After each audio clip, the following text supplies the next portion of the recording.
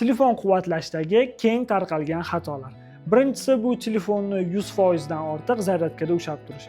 Bu akkumulyator uchun qo'shimcha yuk hisoblanib, uni tez eskirishiga olib keladi. Buning o'rniga 80-90% gacha zaryadlab, uni zaryadkadan olib qo'ygan ma'qul. Ikkinchisi bu telefonni 0% gacha tushirib, keyin zaryadkaga qo'yish. Lition-iy akkumulyator uchun bu juda zarar hisoblanadi. Buning o'rniga 20-80% oralig'ida telefoningizdan foydalanganingiz ma'qul. Uchinchisi bu sifatsiz, original bo'lmagan adapterdan foydalanish. Bu ham akkumulyatorga juda katta zarar yetkazadi.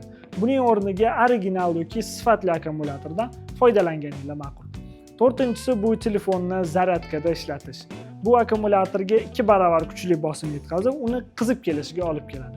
Shuning uchun iloji boricha zaryad vaqti telefondan foydalanmagan ma'qul.